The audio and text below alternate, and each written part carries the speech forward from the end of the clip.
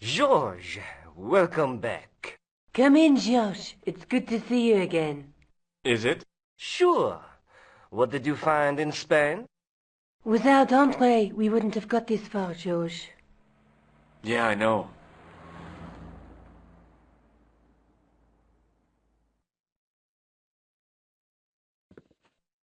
The clues led to an underground chamber at the bottom of a well. The Templars had left a tapestry showing a chessboard. The white pieces were vastly outnumbered. There was a stream running across the board, and a Templar knight on a horse. Does it mean anything to you, Andre? No, nothing. Maybe we should tell Andre what else you found, George. There's a map and a Latin inscription to the west at the edge of the world. George found that in a cave in Syria. Yeah, where the assassin almost killed me. Then we have got the burning of Jacques de Molay and the date, 1314. From the window of the church in Montfaucon Square, one of the few places where nobody tried to kill me. Then we have the image of a church that George found at the excavation. I don't recall anyone trying to kill you there either, George. And finally we have the tapestry in Spain. Did I mention I almost got killed there? Not yet, but I'm sure you're about to. It was only my cat-like reflexes that saved me from certain death. Cat-like reflexes, eh? And while I was risking life and limb, where were you, Andre? Getting your glasses fogged up over an Etruscan vase? That's enough, boys. Can we get back to saving the world? Of course. My apologies. He started it. Well, the Latin phrase are the words of Julius Caesar. He was describing the island of Britain. Are you sure? The map didn't look much like Britain. How come Caesar described Britain as being at the edge of the world? To the Romans, the Mediterranean was the center of the universe. Britain was a remote, unfriendly place, inhabited by blue-painted savages. It hasn't changed much. They've stopped painting themselves blue.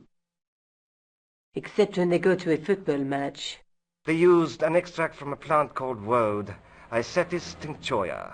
The Scots were using it until fairly recently in the wars with the English. Fairly recently? I don't recall the Scots being at war with the English. How recently are you talking about? I believe William Wallace's men used it in the 13th century. They might well have been using it as late as... You can't remember, can you? 1314. Ah, we're back onto that, are we? Andre, what is it? What do you mean? 1314 in Scotland. The Battle of Bannockburn. That would explain the stream on the chessboard. That's what a burn is. Right, Andre? As in Bannockburn? Right, George. And it gets better. Tradition has it that the Scots were helped by a shock force of, well, can't you guess? Knights Templar? Yes, a group of outlawed Templars. They are said to have turned the tide for the Scots. And it all ends at a church in the Isle of Britain at Bannockburn in a church. What are we waiting for? I'll call a cab.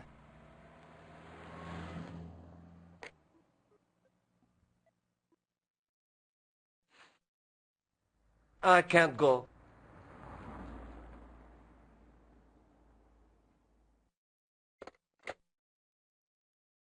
Andre, you've been loads of help, but... What George is trying to say is that you shouldn't feel guilty.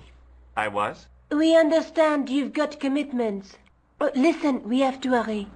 Let's go, George. We'll see it through. Oh, and, don't worry about us.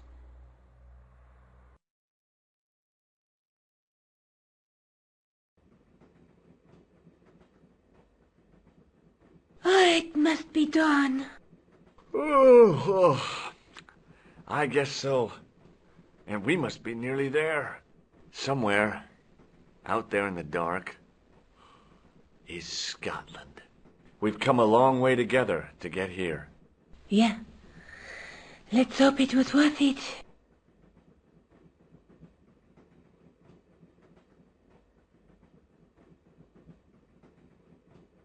Where are you going, George? Do I need to spell it out? Don't snap at me. If you're going to take a leak, why don't you say so? Okay, I'm going to take a leak.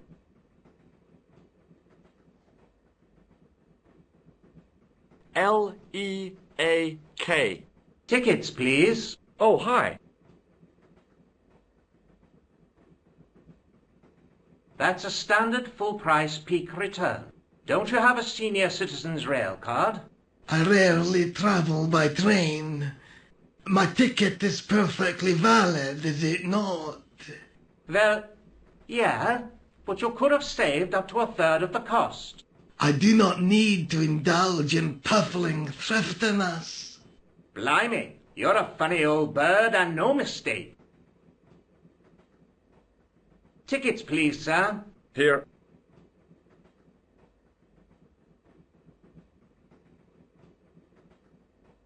Off to Stirling, eh? Yes, we are. Well, I hope you won't be disappointed. It's a miserable place this time of year. Still, there's plenty of pubs and a lovely view from the castle. Thank you. I don't want to worry you, but there was something familiar about that guy. Are you sure? You're tired. Perhaps you're mistaken. Maybe.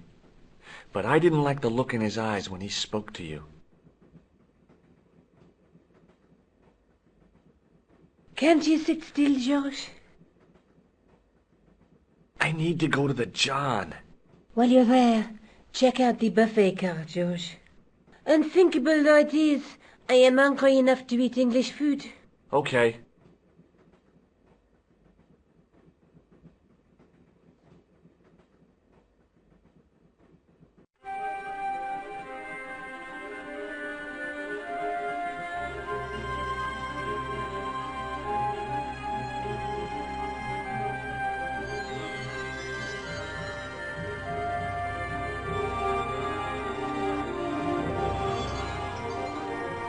Oh, no.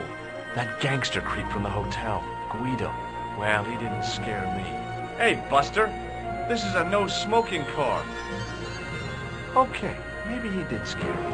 It got worse. I suddenly realized who the conductor had reminded me of. Eklund, Marquet's murderer.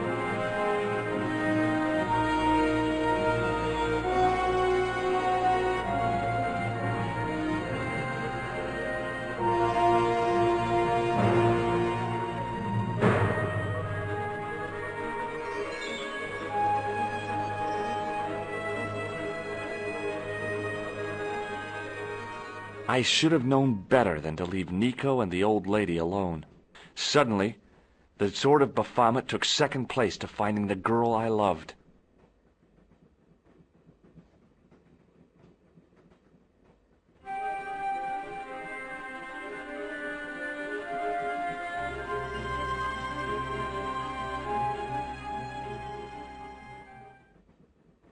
Hi! Having a party? No, this is breakfast. Come on, join us, man. Away, Basha, wake up, man. What's company? His breath was like the outlet from a chemical factory. Excuse me, mate, he's taking a nap. Sleeping like a bobby. I'll wake him up when we get to Newcastle. We passed through Newcastle half an hour ago. And I never noticed. Did you see what happened to the young woman in the next compartment? No, Paul, I didn't. Have you lost her, like? She's disappeared. The old lady, too. I think they're in trouble. Away, man, an old lady, too.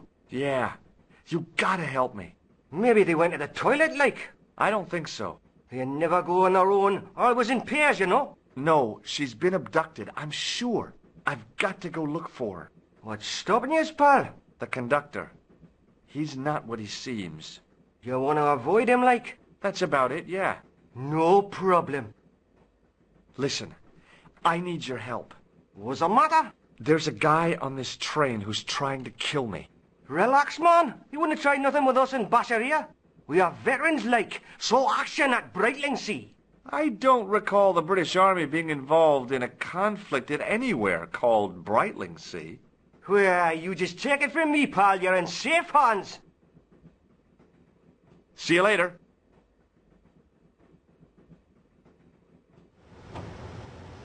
Give it to it, pal. Don't jump. I don't intend to jump. I'm going to climb on top of the train. You're kidding, aren't you? Just watch me.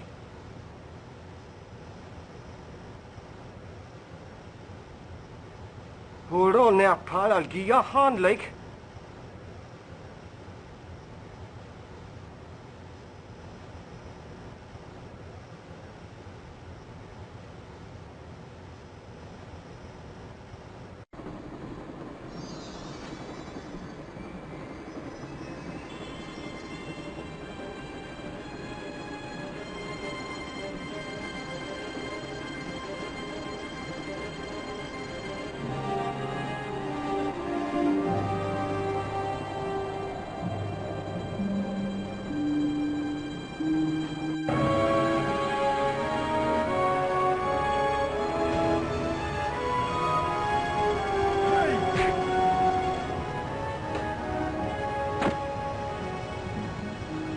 I'd always wanted to stop a train, and now was my chance.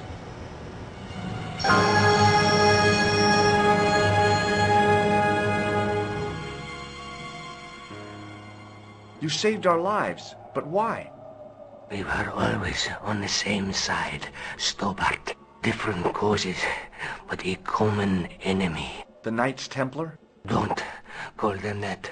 The real Templars were a noble foe.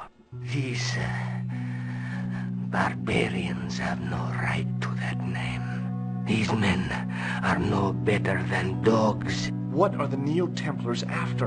What is the Sword of Baphomet? Not what you think, my friend. It is a weapon, yes, but one which our enemies will find difficult to wield. A double-edged sword. A power older than Dimolay, older than Solomon. We'll stop them. You and me together. And Nico. No, George. My journey ends soon at the Garden of Paradise. You're talking in riddles. Can't you tell me straight what they're after? The sword symbolizes a colossal energy caused by the alignment of the Earth's natural power fields, which are focused at St. Ninian's. The energy endowed the Templars with the power which made them great. A power which made them charismatic to such an extent they could control the will of all around them. How did you escape from the Bull's Head? It is a long walk from the cliff of the Bull to the village, Stobart. Fortunately, I know the ways of the wilderness. Also, I have a sister who keeps a garage just around the corner.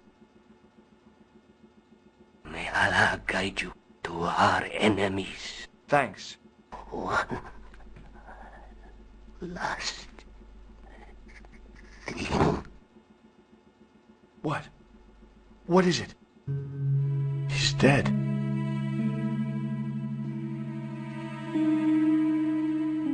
Nico looked good, even in robes. Where do you think you're going? Don't worry, I hadn't forgotten about you. Answer me this instant, George Stobart. I will, when I'm ready.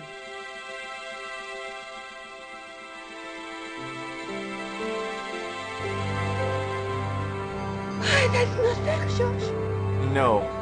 You took advantage while my hands were tied. When Eklund pointed that gun at me, I thought I was gonna die. I thought of all the things that I'd never get to do, and kissing you was at the top of my list. George? Uh-huh.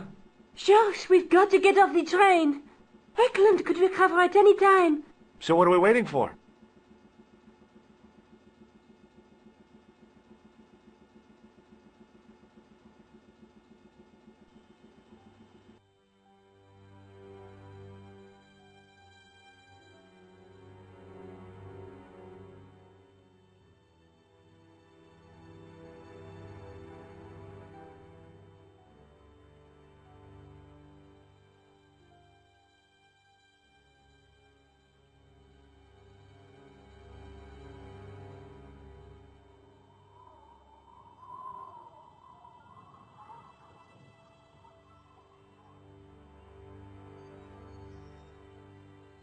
I'd feel happier if we had a gun or something.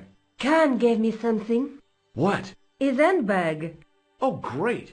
If we run into any killers, we can give them a good buffeting. Didn't he have any weapons? You don't know half of it. This bag's full of C4.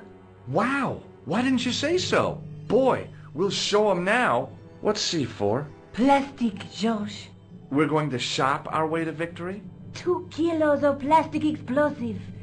The detonator's broken now. No problem. We'll buy a box of matches somewhere. It doesn't work that way. It takes a small explosion to start the big explosion. Well, that's not much use then. What does that sign say? Apparently during the English Civil War in the mid-17th century, this place was used as an arms dump. Yeah? What happened? Look at the state of this place, George. You work it out. Oh, stray spark? You got it. The tower was the only thing to survive the blast. I hope the explosion didn't destroy the Sword of Baphomet. Do you? I rather hope it did.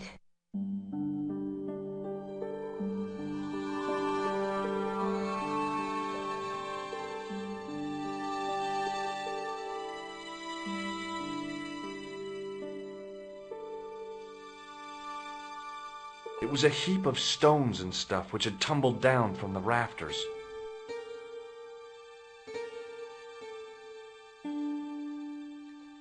I scrabbled around in the rubble and found an old clay pipe with a broken stem. Under one of the stones, I found a metal coin which was green with age. It was caked with soil, but what I'd found was a small cog and spindle.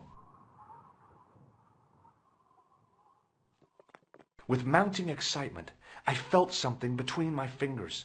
It was short, hard, and black. Something I hadn't expected to find here. It was a plastic pen top.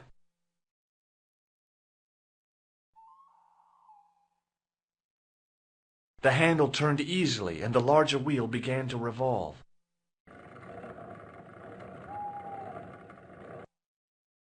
Damn! Then the handle came off in my hand. Now that the handle was gone, it was easy to remove the cog and spindle. It was a black plastic pen top.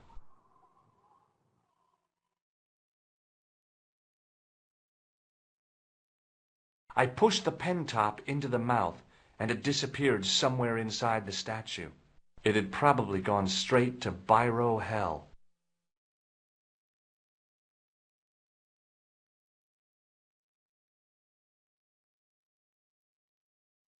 Sometimes the most childish gestures can have a cathartic effect. The transformation of the demon to a clown did just that for me.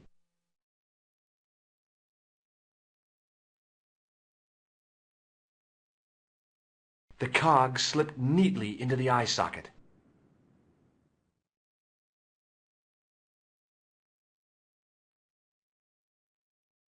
With a rasp of metal on stone, I eased the second eye into place.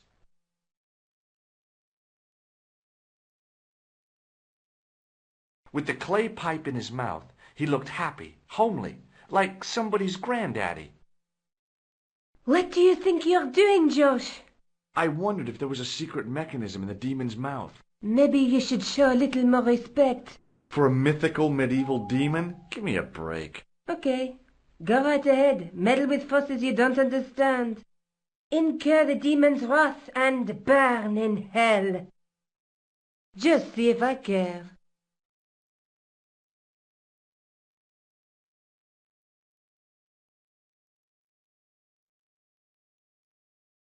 I pushed the handle into the demon's mouth. The cogs all meshed. I began to turn.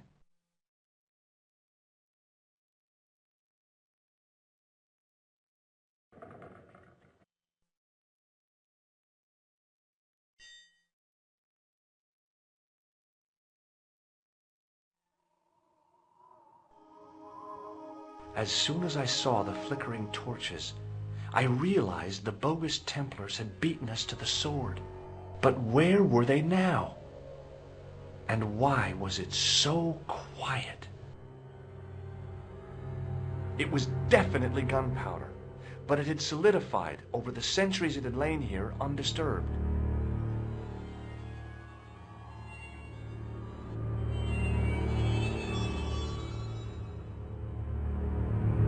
Listen, I can definitely hear chanting. You're right. I hear it too. What do you suppose they're doing? It wouldn't surprise me if they were holding some kind of satanic sex ritual. So, what are we waiting for? Shh!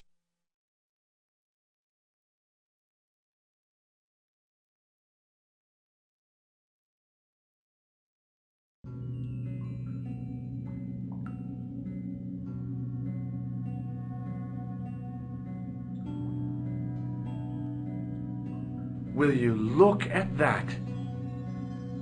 Baphomet. Labino was right. This place was ancient even to the Templars. This whole place? This is Baphomet? Finally, the truth. The Templars had never worshipped this graven image, no more than they'd worship a rainbow. But, like a rainbow, they regarded it as a symbol of a covenant with God, who'd revealed this place to them. Rosso! Why, the double-dealing treacherous? On the contrary, Inspector Rosso has been the model of obedience, an important quality in a true Templar. Now be quiet and watch, if you wish to live much longer.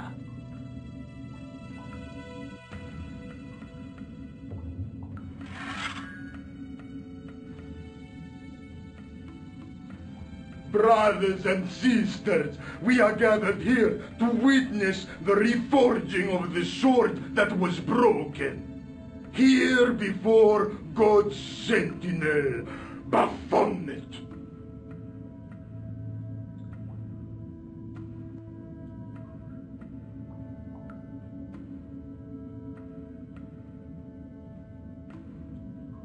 Grand Master and Knight of Baphomet, we salute and pledge our obedience to you.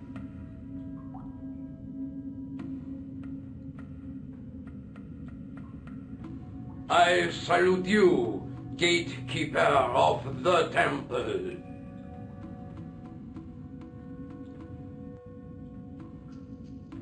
Seven centuries ago, our greatest weapon, the sword of Baphomet, was lost to us. Now we prepare to reforge it, to wield against new enemies. As the tired millennium dies, and this world looks for new leaders, we shall not fail. We shall lead the people to a new order, wherein all borders will dissolve. All will be united under the red cross of the Templars.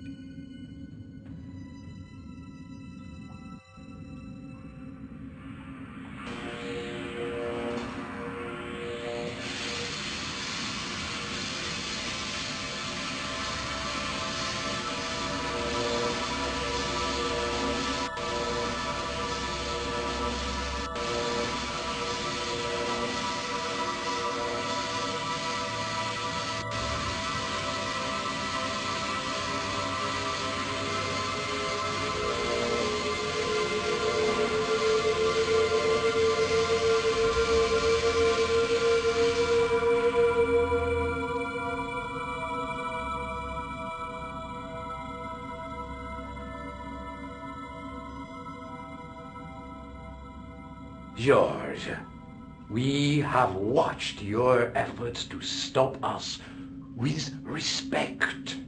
But surely you realize that you have been misled by our enemies. Both of us want a better world. Fortunately, no harm has been done. We need determined, resourceful men like you. Join us, George. Join us in true brotherhood. Yeah. True. Wait. Brothers? What about Marquet? What about Pegram and Klausner? You didn't look on them as brothers, only as failures. 3 men dead, and you don't give a damn. George, you know that sacrifices are necessary. Every great undertaking. Join you. I'll see you in hell first. Oh, George, I had great hopes for you. C'est la guerre. Eklund, kill him.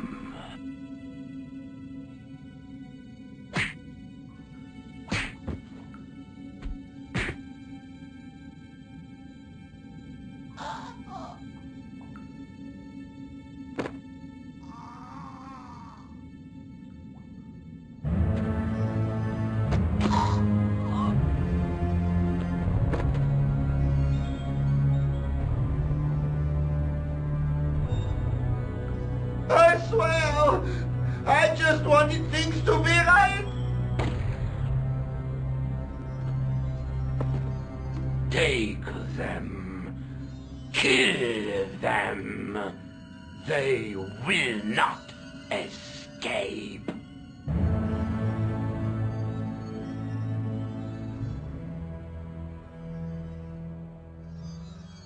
Well, well. If it isn't the great detective and his beautiful assistant, it's going to be a pleasure killing the pair of you. George, what are we going to do?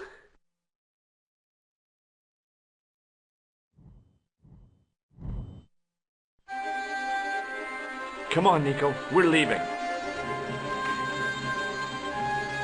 You fools! You cannot escape us. Guido! Stop them. But master, the powder! That powder is from the English Civil War. You fool. It's over 300 years old. How explosive do you think it can be? I thought it was all over, but Nico had one last trick up her sleeve. Or in her handbag, to be exact. A handbag full of plastic explosives. Maybe, but this stuff is brand new. Oh,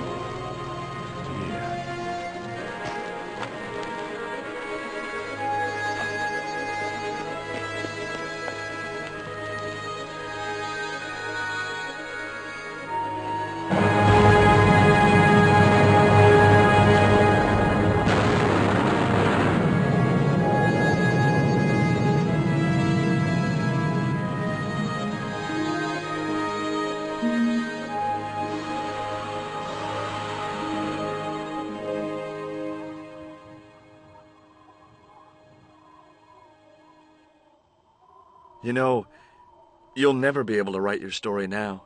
I don't care. I've got what I want. Huh? Just tell me one thing, George. Is our life together always going to be this crazy?